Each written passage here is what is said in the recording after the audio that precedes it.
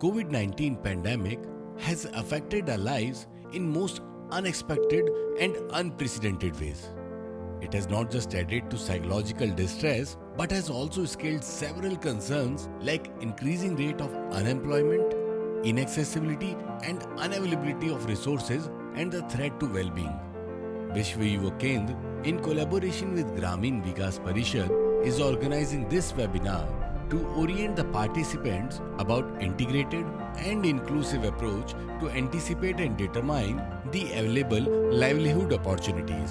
कोविड-19 और उसके बाद जो हमारी आज परिस्थितियां निर्मित हो रही हैं, हम बेरोजगार से भटक गए हैं और आज पूरे देश का युवा हीन होता चला जा रहा है, मेंटलिटी भी और फाइनेंशियली भी।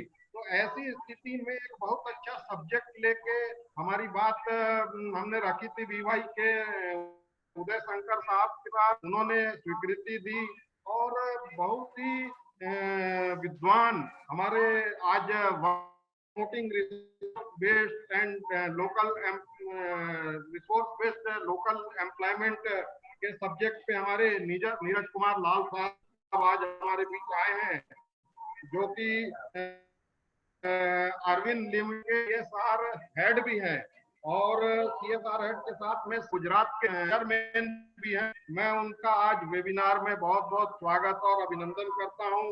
दूसरे हमारे वक्ता जो promoting vocational education and skill based training subject लेके हमारे बीच में आएंगे, श्री रवि नायसे साहब, और बहुत अच्छा मार्गदर्शन रवि नायसे साहब जी आपसे भी हमको मिलेगा। तीसरे हमारे जो प्रमुख वक्ता हैं, creating digital platform and at village level.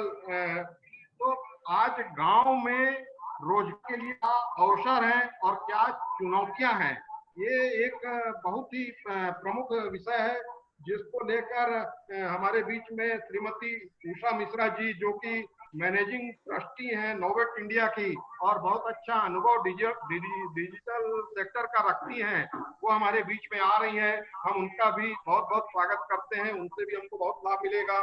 चौथे वक्ता हैं government employment scheme and challenges to evaluate विषय पर डॉक्टर सैयद एस काजी साहब, जो कि डिप्टी डायरेक्टर हैं डिजिटल एम्पावरमेंट फाउंडेशन के। हम उनका भी आज के इस कार्यक्रम में बहुत बहुत स्वागत करते हैं।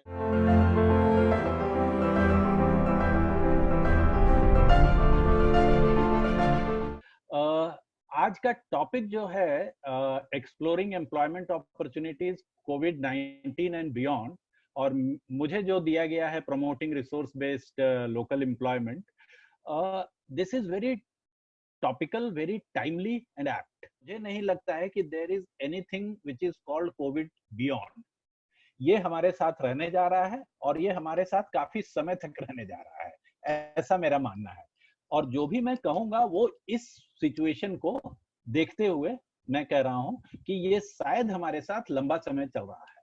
नाउ जब हम रोजगार की बात करते हैं तो दो तीन चीजें देखनी बड़ी जरूरी है। हम सिर्फ रोटी कपड़ा और मकान ही मांगते हैं, लेकिन रोटी कपड़ा और मकान के लिए एक रोजगार की बहुत जरूरत होती है। नाउ रोजगार जब आप देखें तो इसे let us start putting it into boxes.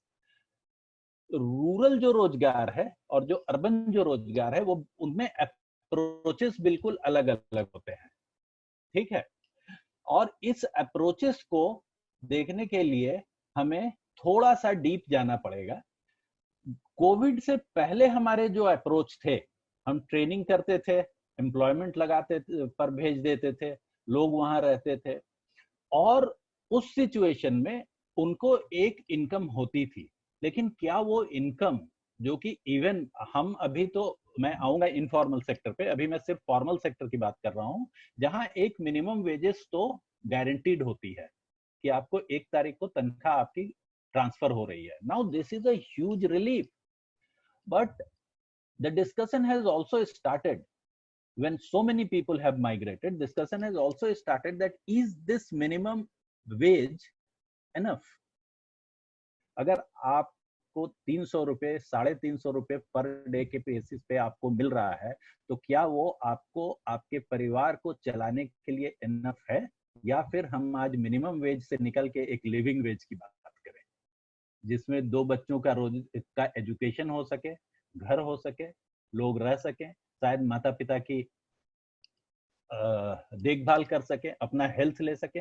और ये जस्ट 5 चीजें जो मैंने गिनाई हैं, और उसमें खाना जोड़ा भी नहीं है अभी, कपड़ा जोड़ा भी नहीं है अभी, तो क्या ये मिनिमम वेज कंप्लीट है, या हमें मिनिमम वेज से ऊपर उठ के एक लिविंग वेज देखना पड़ेगा?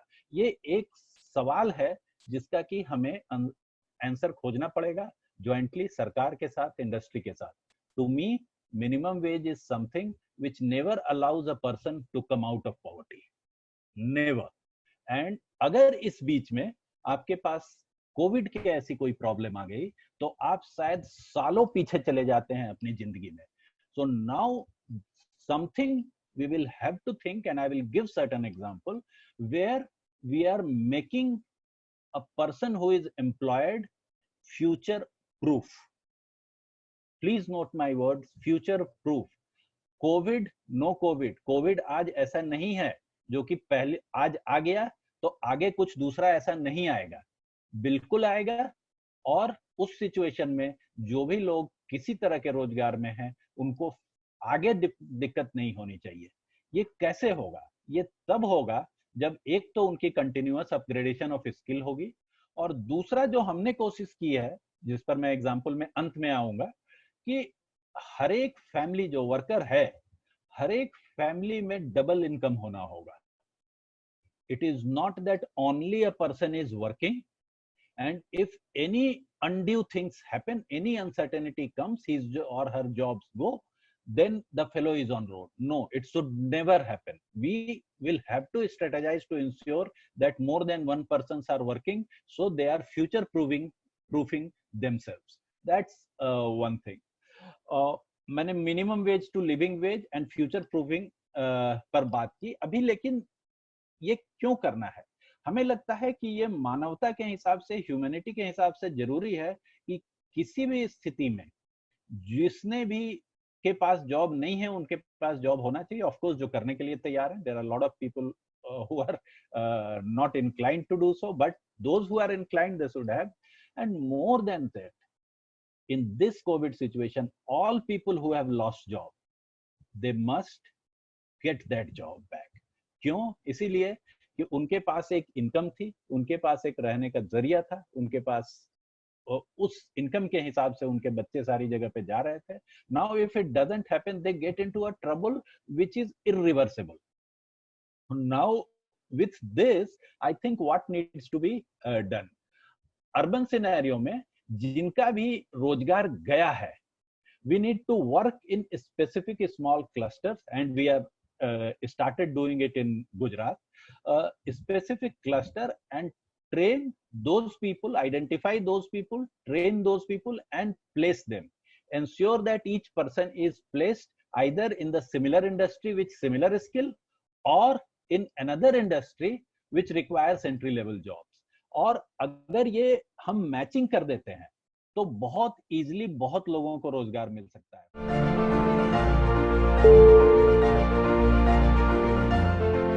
वोकेशनल ट्रेनिंग को अगर हम देखें, तो ये ट्रेनिंग अभी हम देखेंगे तो जब से एजुकेशन सिस्टम्स आया है, तब से उसमें काफी रिवाइवल्स भी आए हैं। और इसके रिवाइवल आने के मेरी राय में दो प्रमुख कारण हो सकते हैं। पहला तो it is regarded as a suitable means for promoting economic growth, क्योंकि जब आप किसी तरह का स्किल हासिल करते हैं, हुनर हासिल करते हैं, तो you can directly get into earning. आप एकदम सीधा आपका कमाई का जरिया वहीं से शुरू हो जाता है। शायद आपको बीए का डिग्री या इवन आपका डिप्लोमा, ये शायद आपको डायरेक्टली एम्प्लॉयमेंट में नहीं इंट्रोड्यूस कराते हैं, पर वोकेशनल ट्रेनिंग डेफिनेटली इंट्रोड्यूस कराता है। ये ऐसा स्किल देता है जो कि स्किल पाने वालों को सीधा वर्क प्लेस से इंट्रोड्यूस कराता है, and it is likely to have a direct immediate effect on productivity and then on the economical growth for himself, for the society and for the nation as a whole. दूसरा कारण मैं जो समझता हूँ, it has a potentially powerful tool for fostering social inclusion. ये देखो social inclusion की जब हम बात कर रहे हैं, मैं इसको क्यों कहना चाहता हूँ कि ये बहुत पावरफुल टूल है जिससे हम सोशलाइज बन जाते हैं. It actually force us to work in a team. It actually force us to work with a passion.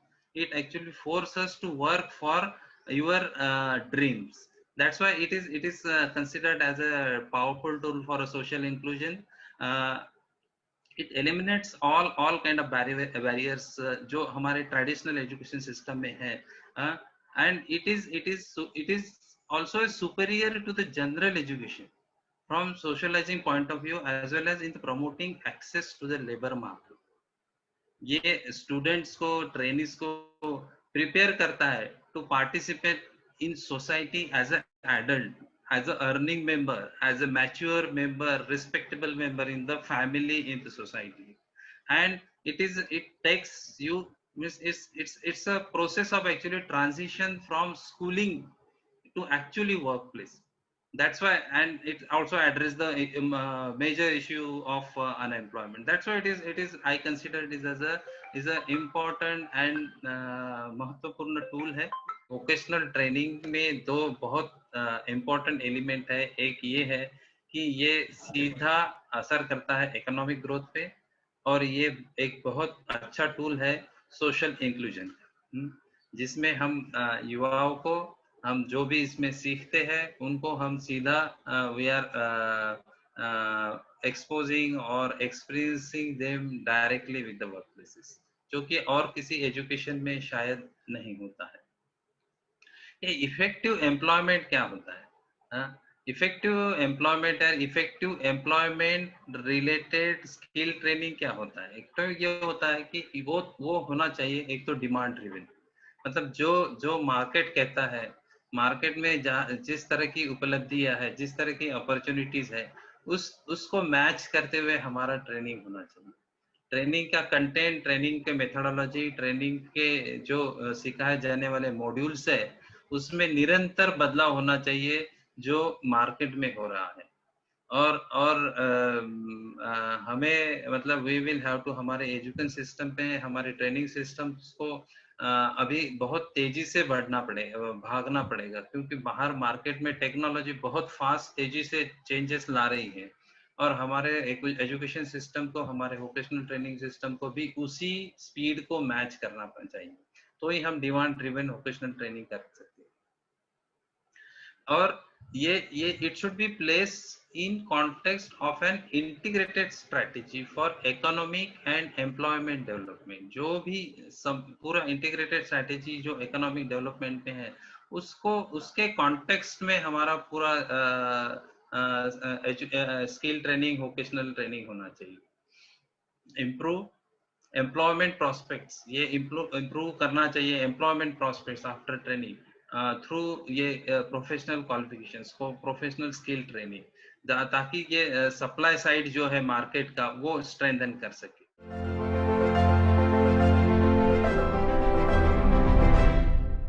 Digitally अगर हम अभी जोड़ना चाहें कॉर्पोरेट्स को और हमारे जो कार्यक्रम है, तो इसमें क्या होता है कि दोनों को बहुत ही बेनिफिट मिलती है, और हम इनको स्किलिंग, इनको जो टेक्निकल अवेयरनेस कराते हैं वो इस तरह से है कि कॉर्पोरेट्स आफ्टर जो हम स्किलिंग करा दिए हैं उससे उनको भी बेनिफिट हो, और हमारे जो ट्रेन्ड हो उनको भी हम उनको ट्रेनिंग दे के ऐसा कर दें कि वो अपना बढ़िया से काम करके अपने सिंपैथी से नहीं बट अपने एक इज्जत से वो पैसे को रोजगार के रूप में कर सकते हैं.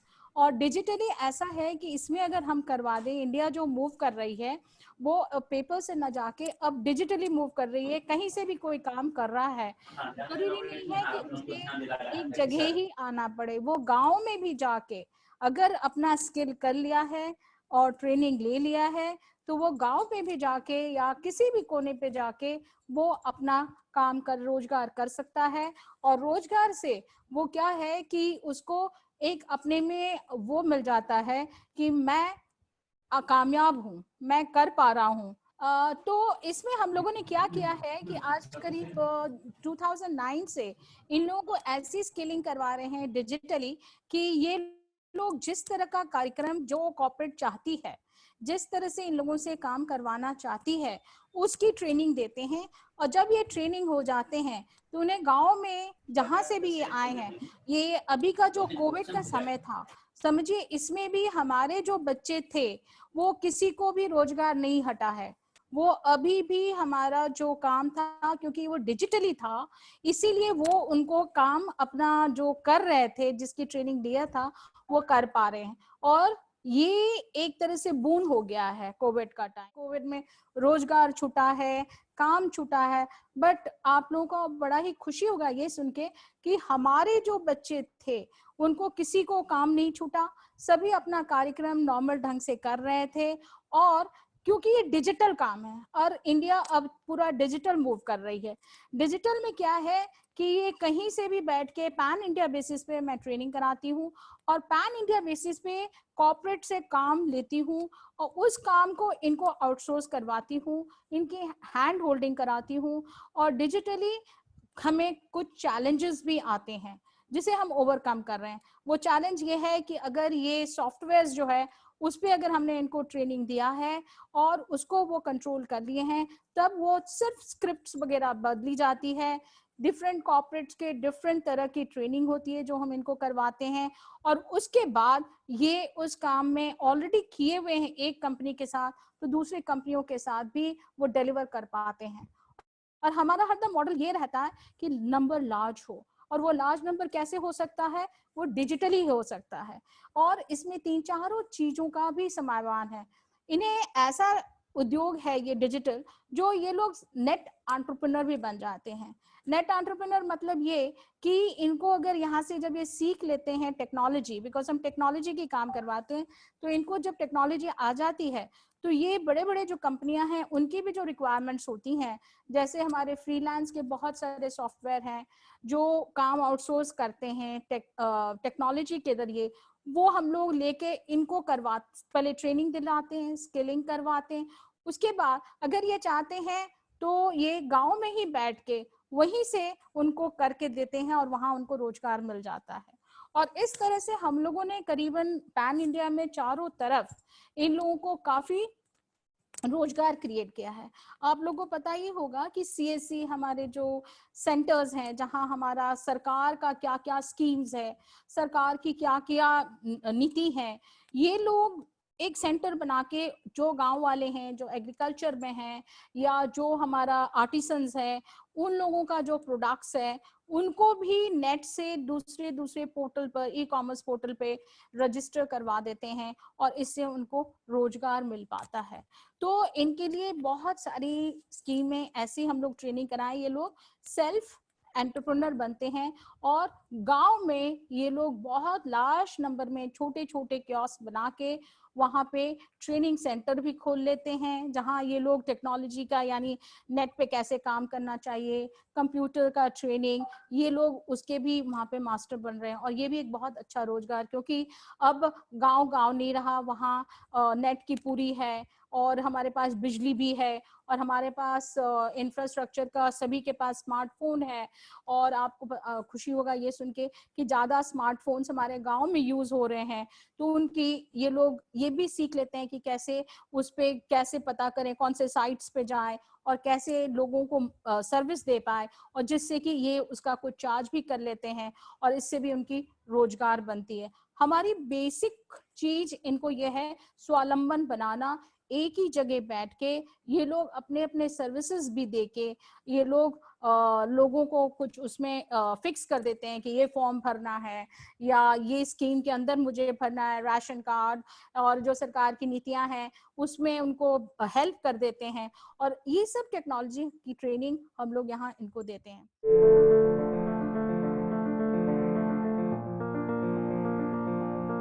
भी जो टॉपिक मुझे दिया गया है, तो it's about government employment schemes and challenges to avail it. और अगर इसको हम कोविड की हम पर्सपेक्टिव में देखें, हम पोस्ट कोविड पर्सपेक्टिव में देखें हम, तो this is one of the biggest challenge for us, क्योंकि हम लोग डीएफ का जो खास करके मैं डीएफ डिजिटल एम्पावरमेंट फाउंडेशन के साथ में 15 इयर्स में 15 साल से मैं जुड़ा हुआ हूँ, अभी भी जुड़ा हुआ हूँ मैं। तो उसमें हम लोग का एक मेजर प्रोग्राम रहा है कि कैसे लोगों तक सरकारी योजनाओं का लाभ पहुंचा जाए, बिकॉज गवर्नमेंट स्कीम्स का रीच एंड एक्सेस हम लोग को पता है कितना चैलेंजेस है, स्पेशली इन रूरल कॉन्टेक्स्ट में, ग्रामीण इलाके में। तो ये मेरे पास एक पीपीटी था, ये है टॉपिक है। तो ये पहला स्लाइड में I just wanted to highlight कि अभी के तारीख में 2019-20 के अभी की परिस्थिति में क्या क्या मेजर स्कीम्स है गवर्नमेंट ऑफ इंडिया की। और क्योंकि I didn't try to put the state government schemes, because largely states वाले तो सेंट्रल का स्कीम्स को लागू करते हैं या जो भी फंडिंग वगैरह जाता है। तो मैंने इस काफ़ी 6-7 स्कीम्स जो अभी बहुत अहम भूमिका निभा रहे हैं अभी तक और निभाने वाले हैं। शुरुआत में आप देखिएगा जो अभी रिसेंटली अनाउंस हुआ है गरीब कल्याण रोजगार योजना है, फिर उसके बाद PMEGP है, नरेगा है, एंड ऑल दो स्कीम्स आप लोग देख सकते हैं। तो ये है अभी स्कीम्स का एक लैंडस्केप है सेंट्रल गवर्नमेंट का। हम समझते हैं, आई अंडरस्टैंड, वी बिलीव, हम लोग समझते हैं कि the government is one of the biggest employment scheme service delivery agency. अगर रोजगार की बात किया जाए तो of course private sector is the biggest employer in the country and across the world, across the globe also, we know that. But in India, the government is also one of the biggest employment schemes service delivery agency. Covid से पहले भी ये हालत था, problem था, challenges थी कि scarcity ज़्यादा है, रोजगार की scarcity है, ज़रूरतें ज़्यादा है, लेकिन और उसके साथ साथ डिमांड भी बहुत ज़्यादा है। और उसके साथ साथ क्या हम ये जानने की कोशिश कर रहे हैं और जान रहे हैं क्या कि हमारा जो जॉब्स एम्प्लॉयमेंट जनरेशन का जो कैपेसिटी है उसके लाने में, तैयार करने में, जॉब्स को तैयार करने में, जॉब्स को लाने में कितना कैपेसिटी हमारे पास है, कर पा रहे हैं कि नहीं पा रहे हैं, और उसके मुताबिक हम सप्लाई दे पा रहे हैं कि नहीं पा रहे हैं हम मार्केट में। तो डिमांड रिलेटेड चैलेंज हम लोग देखते हैं कि लास्ट माइल रीच, आखिरी पॉइंट तक, विलेज तक, आखिरी लोगों तक नीडी है, क्या वहां तक पहुंच रहा है, कैसे पहुंचेगा, क्या वहां व्यवस्थाएं हैं, फैसिलिटी है, कौन उनको मदद कर रहा है। दूसरा पॉइंट है कम्युनिटी फैसिलिटेशन, जो मैंने अभी बताया है, कितना फैसिलिटी हम दे रहे हैं, क्या हमारा एक फैसिलिटेशन पॉइंट है, फैसिलिटेशन सेंटर से कोई फैसिलिटेट कर रहा है जो कि चीज़ों को सिंप्लीफाई कर सकते हैं मेरे लिए, मेरे को पाने के लिए, समझने के लिए, अप्लाई करने के लिए, उस तरह की चीज़ें। तीसरा है किस तरह का जो सरकारी योजनाओं का जो इंफॉर्मेशन है, मैं आपको कहता हूँ, सभी लोग, आप लोगों को पता भी है, जो इंफॉर्मेशन होता है, जो डॉक्यूमेंट्स होता है, गाइडलाइंस होता है, कितना सिंप्लीफाइड है, उसका जो कंटेंट है कितना सिंप्लीफाइड, कितना आसान है गाइडलाइंस को पढ़ने में, समझने में, स्पेशली उन लोगों के लिए जो सरकारी योजनाओं जो प्राप्त करने वाले हैं, जो कम पढ़े लिखे लोग वाले हैं।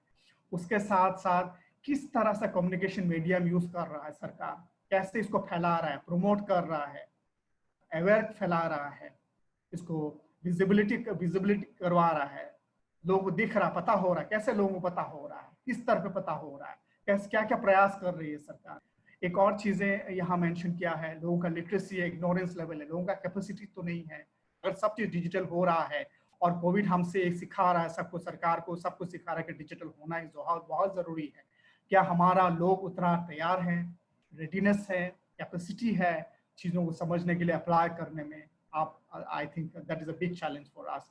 दूसरा पॉइंट अभी ये है, लास्ट पॉइंट मैंने ये मेंशन किया, प्रीवियस एक्सपीरियंसेस। तो कहीं ना कहीं सब लोगों को कुछ ना कुछ तजुर्बा है, अनुभव है योजनाओं को पाने में, और कितना प्रोसेस है, डिमोटिवेट हो जाता है, उनको पहले कहानी सुनते सुनते, मिडिल मैन का, ब्रोकर्स का, और अच्छा रिस्पॉन्स नहीं मिलने से बार बार घूमने का, 10 बार 20 बार घूमने का, बार बार वापस जाना है, उस तरह का चीज़ें एक्सपीरियंस लेने के बाद अभी कोविड रिलेटेड जो भी स्कीम्स वगैरह होंगे उनके प्राप्त के लिए क्या उतना मोटिवेटेड है, क्योंकि उनके पास ऑलरेडी नेगेटिव एक्सपीरियंसेस है। उस तरह का साइकोलॉजी, क्या पॉजिटिव साइकोलॉजी है लोगों के पास, इस तरह का जो लोग मोटिवेशन लाने में देने में क्या सरकार भूमिका निभा रहे हैं।